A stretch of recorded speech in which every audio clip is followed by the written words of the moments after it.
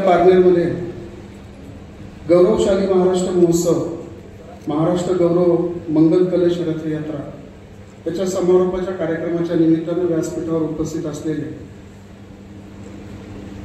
या राज्याचे मंत्री नामदार श्री नरहरीजी झिरवळ साहेब, कार्यक्रमाचे अध्यक्ष तालुक्याचे विद्यमान आमदार दाते सर, उपस्थित असलेले रवींद्र नाना पाटील, माननीय कदम साहेब, आमच्या युवतीच्या अध्यक्षा संध्याताई सोनवणे, अनेक मान्यवर खरं तर व्यासपीठावर उपस्थित आहेत. अशोकराव सावंत असतील, त्याचबरोबर सचिनजी डेरे, विक्रमजी कळमकर, डॉक्टर DR शेंडगे, भगत साहेब, ऋषिकेशजी शेलार, चुकून कुणाचा नामोल्लेख राहिला तर ते मला माफ करतील, आणि आमचे जिल्हा बँकेचे संचालक प्रशांतजी गायकवाड, उपस्थित असलेले सर्वच राष्ट्रवादी काँग्रेस पक्षाचे पदाधिकारी.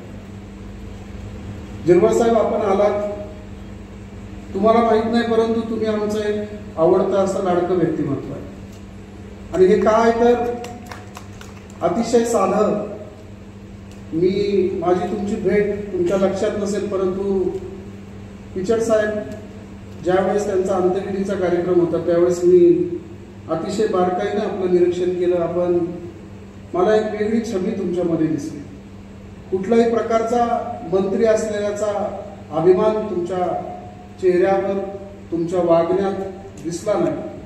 आणि हीच खरी साधी राणी आणि उच्च विचार असणारे तुमचं हे जे काही रूप आहे ते मला नक्की भावलं. एक युवक म्हणून मला भावलं. आज नामदार दादांच्या आदेशाप्रमाणे आपण राज्यभर ज्यावेळेस या गौरवशाली रथाची आज आपण समारोपाचं, आज शेवटचं या ठिकाणी पारनेरला समारोप करतो. हे सांगत असताना साहेब मी तुम्हाला एक गोष्ट नक्की नमूद करेन. 1999 साली राष्ट्रवादी काँग्रेस पक्षाची स्थापना झाली, आणि या स्थापनेच्या वेळेस सगळ्यात आधी नगर जिल्ह्यामध्ये जर राष्ट्रवादी काँग्रेस पक्षाबरोबर जाण्याचा निर्णय जर कोणी घेतला असेल तर ते माझे वडील स्वर्गीय आमदार वसंतराव दादांनी त्यावेळेस घेतला. आणि त्यानंतर मग जिल्ह्यातल्या इतर अनेक लोकांनी या पक्षामध्ये येण्याचं काम केलं. साहेब, मी तुमच्या सगळ्यांचा अधिक वेळ घेणार नाही, परंतु हा तालुका भौगोलिकदृष्ट्या तालुक्यात नव्हे तर जिल्ह्यामध्ये, अगदी राज्यामध्ये म्हटलं तरी वावगं ठरणार नाही. एक मोठा तालुका की ज्याचा उत्तरेकडील जे 2 जिल्हा परिषदचे आमचे गट आहेत, टाकळी आणि ढवळपुरी, हे एखाद्या तालुक्या एवढे मोठे विस्तृत प्रमाणावरचे गट आहेत. आणि यामध्ये काम करत असताना मला देखील साहेब 15 वर्ष पंचायत राज व्यवस्थेचा अनुभव आहे. मी ज्या वेळेस या ठिकाणी ठाकर, भिल्ल हा समाज फार मोठ्या प्रमाणावर आहे, आणि यांचा विकास करत असताना मला आज आठवण होती की आदिवासी विकास मंत्री स्वर्गीय पिचड साहेबांनी खूप मोलाचं सहकार्य आमच्या सगळ्यांना केलं. बबनराव पाचपुते साहेब ते देखील आदिवासी विकास मंत्री होते, त्यांनी देखील मनापासून सहकार्य केलं.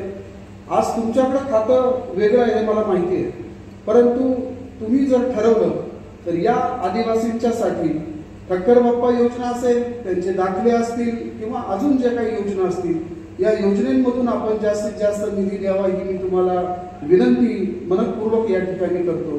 कारण की हा समाज आजही आमच्या मुख्य प्रवाहापासून थोडासा लांब राहिलेला आहे, आणि तुम्हाला याची पूर्णपणे तुमची हातोटी मला माहीत आहे. तर त्याच्यामुळं मी परत एकदा तुम्हाला विनंती करतो की आम्हाला जास्तीत जास्त आदिवासींच्यासाठी निधी आपण उपलब्ध करून द्यावा. व्यासपीठावर अनेक मान्यवर आहेत, त्याच्यात ज्यांनी आता भाषणं केली त्यांनी तालुक्याच्यासाठी निधी मागितला.